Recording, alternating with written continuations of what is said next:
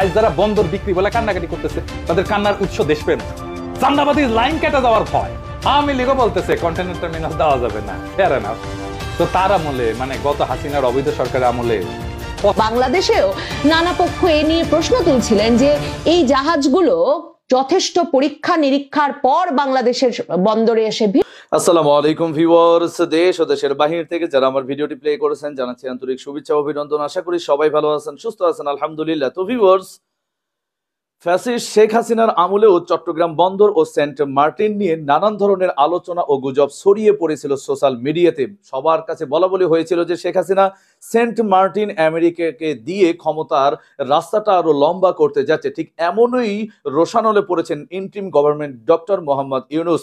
চট্টগ্রাম বন্দর বিদেশিদের হাতে তুলে দিয়ে ডক্টর ইউনূস আরো ক্ষমতার সময় বাড়াতে চায় বলেও এমন মন্তব্য করছেন বিভিন্ন রাজনৈতিক বিশেষজ্ঞরা।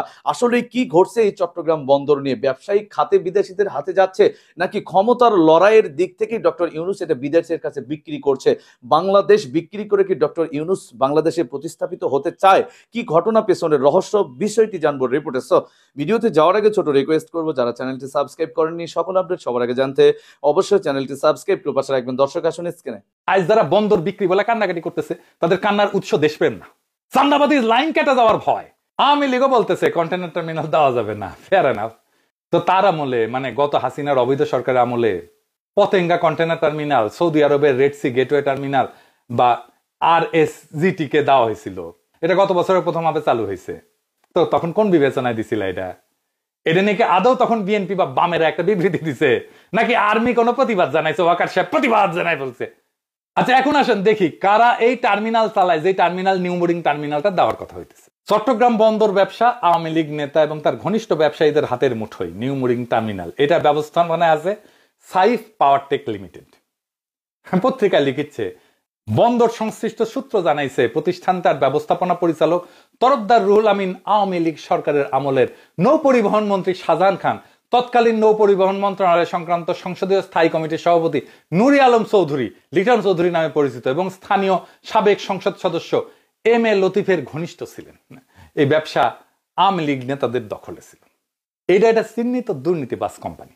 ফেস দ্য পিপল থেকে একটা প্রতিবেদনও হয়েছিল, আপনারা দেখে নিয়েন। ওই টাইমে 2012 সালে যখন সাইফ পাওয়ার টেককে কাজ দেওয়া হচ্ছিল তখন চট্টগ্রাম বন্দরে বিক্ষোভ হয়েছিল।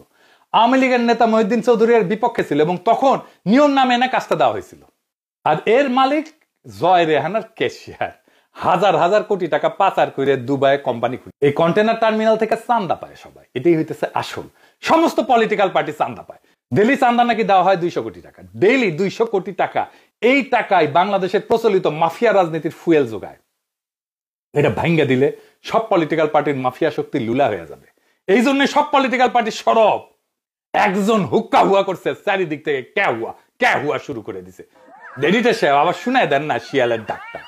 এই সাইফ পাওয়ার থেকে একটা ফুটা পয়সা বিনিয়োগ করে নাই। যারা আসবে তারা বিনিয়োগ করবে, নতুন যন্ত্রপাতি আসবে, আমাদের প্রযুক্তিগত উন্নয়নের জন্য ইনভেস্টমেন্ট এবং আরো এফিসিয়েন্সির জন্য বেটার ম্যানেজমেন্ট লাগবে। আমরা এটা বিদেশি কোম্পানির কাছ থেকে পাবো। আমরা প্রত্যেক দিন এই টার্মিনালের অদক্ষতার জন্য 10 কোটি টাকা লস দিই। 10 কোটি, সারা বছরে 3.5 কোটি টাকা লস দিচ্ছি। আমরা এই লস আবার দিয়ে যাবো এক সাইফ পাওয়ার টেককে দেওয়ার জন্য, আর রাজনীতিবিদদেরকে চান্দা দেবে সেই জন্য। সারা দুনিয়া টার্মিনাল অনেক বিদেশি কোম্পানি থাকে। সিঙ্গাপুরের PSA 70-এর বেশি টার্মিনাল ম্যানেজ করে, আর APM নেদারল্যান্ডস 55টার বেশি টার্মিনাল ম্যানেজ করে, হংকং এর হাসিজন করে 50টার বেশি টার্মিনাল ম্যানেজ করে। কোন দেশি company billion billion dollar invest করবে এখানে? ও তো টাকা পাচার করবে। নাম বলেন শুনি তো, কে করবে? একটা কাম করতে যাবে, সেখানে বাগড়া দেওয়াটা কি রাজনৈতিক দলের কাজ? কই জলে সেটা তো বুঝি। জলে তো টেকা চান্দার সোর্সটা বন্ধ হয়ে যাবে। এইবার শেষ কথা, চট্টগ্রাম বন্দরের নামে হাহাকার না, দুর্নীতির করিডোরে চাঁদাবাজদের কফিনে শেষ পেরেক ঠোকার সময় এই সময়টা। আজ যারা বন্দর বিক্রি বলে কান্নাকাটি করতেছে তাদের কান্নার উৎস দেশপ্রেম না, চান্দাবাদীর লাইন কেটে যাওয়ার ভয়। চট্টগ্রাম কন্টেইনার টার্মিনালকে বিদেশি কোম্পানির হাতে দেওয়ার প্রস্তাব আসার পর থেকে যাদের গলা ফাটতেছে তারা কিন্তু মুখে উচ্চারণ করতেছে না যে এই টার্মিনাল এতদিন ছিল সাইফ পাওয়ার টেকের হাতে, একটা দুর্নীতিগ্রস্ত মাফিয়া চালিত কোম্পানির হাতে, আওয়ামী বান্ধব কোম্পানির হাতে, আওয়ামী লীগের লোকের হাতে, যাদের মালিকারা শেখ হাসিনার পরিবারের ক্যাশিয়ার ছিল আর যাদের মাধ্যমে হাজার হাজার কোটি টাকা পাচার হয়েছে। এই টার্মিনাল প্রত্যেক বছর 3.5 কোটি টাকা লস করতেছে। অথচ 1 টাকাও বিনিয়োগ না করে সাইড পাওয়ার থেকে অপারেশনের উপর গড়ছে ক্ষমতার চাঁদা বাণিজ্য। এইটা শুধু একটা কোম্পানির লুট না, এটা পুরা বাংলাদেশের প্রবৃদ্ধির গলায় দড়ি। তাই আজ যারা বিরোধিতা করতেছে তারা কি এই লুট বন্ধ করতে চান, নাকি সেই লুটের অংশীদার হারায় অস্থির হয়ে গেছেন? প্রফেসর ইউনূসের সরকার এই দুর্বৃত্তের শৃঙ্খল ভাঙার সাহস দেখাইছেন এবং সেটাই আজকে দেশের রাজনৈতিক মাফিয়াদের গায়ে আগুন ধরায় দিছে। বিশ্বের উন্নত বন্দরগুলা সিঙ্গাপুর, রটরডাম, হংকং, এই দেশের আন্তর্জাতিক অভিজ্ঞ কোম্পানিগুলো কাজ করে, তারা বিনিয়োগ করে, আধুনিক যন্ত্রপাতি আনে, অটোমেশন চালু করে। আমাদের দরকারও সেটা। আর প্রয়োজন দেশের জন্য কাজ করতে ইচ্ছুক সাহসী নেতৃত্ব, যারা শেখ হাসিনার চিহ্নিত লুটেরা কোম্পানির দখলদারিত্ব থেকে এই জাতীয় সম্পদ উদ্ধার করতে পারে। এই লড়াইটা শুধু একটা টার্মিনালের না, এটা হলো মাফিয়া বনাম মানুষ, দুর্নীতি বনাম দক্ষতা এবং সাদাবাজ রাষ্ট্র বনাম জনগণের রাষ্ট্রের লড়াই। এই লড়াইয়ে আপনি কোথায়? দর্শক, স্ক্রিনে আমরা সে সম্পর্কে বিস্তারিত জানলাম। এই বিষয়ে আপনাদের মতামত কমেন্টে জানান। কেউ ভিডিওটি স্কিপ করবেন না।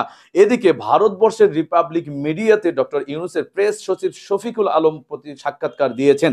সেই সাক্ষাৎকারে এই চট্টগ্রাম বন্দর ও সেন্ট মার্টিন নিয়ে, বাংলাদেশের ভূমি নিয়ে নানা ধরনের ইস্যু উঠে এসেছে। কি জবাব দিল তার প্রতি উত্তরে বিস্তারিত জানবো আমরা সরাসরি লাইভে। বাংলাদেশেও নানা পক্ষ এ নিয়ে প্রশ্ন তুলছিলেন যে এই জাহাজগুলো যথেষ্ট পরীক্ষা নিরীক্ষার পর বাংলাদেশের বন্দরে এসে ভিড়ছে কিনা। তখন এই নভেম্বরে এসে দেখা গেল যে এমন বস্তার পর বস্তা কন্টেইনার ভর্তি আমদানি হয়েছে যেটাকে বলা হচ্ছে পাখি খাদ্য, কিন্তু আসলে তার ভেতরে আছে নিষিদ্ধ মাদক পপি বীজ। মানে পাকিস্তানের কাস্টমস থেকে কোনো দেখভাল ছাড়াই এটি বন্দর ছেড়ে বাংলাদেশের বন্দরে এসে ঠেকেছে এবং পরে বাংলাদেশের কাস্টমস কর্মকর্তাদের দক্ষতায় এবং তথ্য পাওয়ার ভিত্তিতে সেটা উদ্ধার হয়েছে। তো এহেন পাকিস্তান এখন বাংলাদেশের দুয়ার আরো উন্মোচিত করতে চাইছে, একটা দীর্ঘমেয়াদী সামুদ্রিক সহযোগিতার কাঠামো চাইছে বাংলাদেশের শিপিং কর্পোরেশনের সঙ্গে। পৃথিবীর প্রায় কোনো দেশের সঙ্গেই রাজনৈতিক, অর্থনৈতিক, বাণিজ্যিক কিংবা একটা পারস্পরিক সুসম্পর্ক, আস্থা, বিশ্বাসের সম্পর্ক গড়ে না উঠবার ফলে সম্ভবত পাকিস্তান বাংলাদেশের সঙ্গে সম্পর্ক আবারও 2024-এর আগস্টের পর প্রায় 5 দশকের বেশি সময় পর স্বাভাবিক হয়ে ওঠার পর একেবারে আষ্টে পৃষ্ঠে বাংলাদেশকে জড়িয়ে ধরতে চাইছে। মানে পাকিস্তানের বিষয়টা এমন যে তার অর্থনৈতিক অবস্থা যতটা খারাপ, তার রাজনৈতিক অস্থিরতা সবসময় দশকের পর দশক ধরে যে ধরনের তুঙ্গে, সন্ত্রাসবাদের অস্থিরতায় দেশটি যেভাবে কাবু, কোনো দেশই এই দেশের সঙ্গে সম্পর্ক উন্নয়নের বিষয়টিকে গুরুত্বের সঙ্গে নেয় না এবং এর কোন পক্ষকে, মানে সামরিক না বেসামরিক, কোন পক্ষের সঙ্গে আস্থার সম্পর্ক গড়ে তুলবে সেটাও বুঝতে পারে না। আর ঠিক কি পাবার আছে পাকিস্তানের কাছ থেকে সেটাও বুঝতে না পারবার কারণে একরকম একঘরে হয়ে থাকে এই দেশটি। এই দেশটির সঙ্গে চীন আর আমেরিকার যতটুকু সম্পর্ক, সেগুলো নানা রকম কূট কৌশল এবং পারস্পরিক চাওয়া পাওয়ার ওপরে ভিত্তি করে তৈরি হয়েছে। এরকম একটা দেশ পাকিস্তান যখন 2024-এর আগস্টের পর হঠাৎ করেই বাংলাদেশের দরজা অবারিত দেখেছে, যেই বাংলাদেশ যখন পূর্ব পাকিস্তান ছিল তখন এই দেশটির ধন সম্পদ, ফসল এবং এই দেশ থেকে অর্জিত অর্থ নিয়ে পশ্চিম পাকিস্তানে কারখানা কিংবা সামরিক বাহিনীর শক্তি বৃদ্ধি সহ নানা ব্যয় করত বলেই কিন্তু প্রথম বাঙালিদের মনে অসন্তোষের সৃষ্টি হয় যে আমার অর্থ করি নিয়ে ওই জায়গায় পশ্চিম পাকিস্তানের উন্নতি কেন করতে হবে। সেই পশ্চিম পাকিস্তান যখন দেখেছে আবার অর্থনৈতিকভাবে সকল সূচকে তার চেয়ে অনেক অনেক অগ্রসর বাংলাদেশ তার দ্বার অবারিত করে দিয়েছে এবং এমন একটা কৃতজ্ঞ সরকার, ইউনূস সরকার বাংলাদেশের ক্ষমতায় বসেছে যে পাকিস্তানের সামরিক কর্মকর্তারা মাসে মানে একবার করে কয়েকজন মিলে সফর করছেন, পাকিস্তানের সামরিক গোয়েন্দারা অবারিত বাংলাদেশে আসা যাওয়া করছেন, আর পাকিস্তানের মন্ত্রীরা, বাণিজ্য মন্ত্রী, অর্থমন্ত্রী, পররাষ্ট্রমন্ত্রী বা একটা নিয়মিত শীর্ষস্থানীয় মন্ত্রীরা বাংলাদেশে আসছেন, কারণ বাংলাদেশ তাদের এক বিরাট সম্ভাবনার দুয়ার খুলে দিয়েছে বাণিজ্যের ক্ষেত্রে। প্রথমবারের মতো বাংলাদেশের সঙ্গে পাকিস্তানের বাণিজ্য $1 বিলিয়ন ছাড়িয়ে গেছে। মনে রাখবেন, বাংলাদেশের পাকিস্তানের থেকে তেমন কিছু পাওয়ার নাই, কারণ বাংলাদেশের রপ্তানি আয় পাকিস্তানের চেয়ে প্রায় 60% বেশি। মানে পাকিস্তানের এখনো বোধহয় 2,500 কোটি মার্কিন ডলারও প্রতি বছর রপ্তানি করে উঠতে পারে না। তো এমন একটা দেশের যখন বাংলাদেশের দ্বার উন্মোচিত হয়েছে এবং বাংলাদেশে বেচা বিক্রি করবার সুযোগ উন্মোচিত হয়েছে, বাংলাদেশের সরকার তার জাহাজ আসা যাওয়ার পথ উন্মুক্ত করে দিয়েছে, পাকিস্তান বিষয়টাকে এতটাই গুরুত্বের সঙ্গে দেখছে এবং এই সুযোগের সর্বোত্তম ব্যবহারের জন্য এমন অস্থির হয়ে উঠেছে, এখন লন্ডনে বাংলাদেশের নৌ পরিবহন মন্ত্রী ব্রিগেডিয়ার সাখাওয়াত হোসেনের সঙ্গে পাকিস্তানের নৌ পরিবহন মন্ত্রী জুনায়েদ চৌধুরী সাক্ষাৎ করে প্রস্তাব দিয়েছেন যে বাংলাদেশের সঙ্গে যেন তাদের সামুদ্রিক সহযোগিতা আরো গভীর করা যায় এবং পাকিস্তান ন্যাশনাল শিপিং কর্পোরেশনের সঙ্গে বাংলাদেশ শিপিং কর্পোরেশনের একটা আনুষ্ঠানিক সহযোগিতা কাঠামো যাতে প্রতিষ্ঠা করা হয়। এই বিষয়টা এতই গুরুত্বপূর্ণ পাকিস্তানের জন্য যে পাকিস্তানের শীর্ষস্থানীয় পত্রিকা ডন সহ পত্রপত্রিকাগুলো বাংলাদেশের নৌ পরিবহন মন্ত্রীর সঙ্গে, উপদেষ্টা ব্রিগেডিয়ার সাখাওয়াতের সঙ্গে লন্ডনে পাকিস্তানের নৌ পরিবহন মন্ত্রীর এই সাক্ষাতের বিষয়টি সকল পত্রিকায় খুব গুরুত্বের সঙ্গে ছাপা হয়েছে। খুব স্বাভাবিকভাবেই এই গুরুত্বটা বাংলাদেশের পাওয়ার কথা, কারণ পাকিস্তানের সঙ্গে বাংলাদেশের জাহাজ, সরাসরি জাহাজ যোগাযোগ 1971 সালের পরে আর ঘটে নাই। 53-54 বছর বন্ধ থাকার পর 2024-এর নভেম্বরে ইউনূস সরকার পাকিস্তান থেকে জাহাজ সরাসরি করাচি বন্দর থেকে সরাসরি বাংলাদেশে জাহাজ আনা অনুমোদন দেয় এবং তারপর থেকে জাহাজ আসা শুরু করেছে। কিন্তু করাচি থেকে, পাকিস্তান থেকে বাংলাদেশের বন্দরে আনা নেওয়াটা এত কোনো লাভজনক নয় বাংলাদেশের ব্যবসায়ীদের জন্য, কারণ পাকিস্তানের বন্দর সিঙ্গাপুর, শ্রীলঙ্কা, ভারতের বন্দরগুলো থেকে অনেক।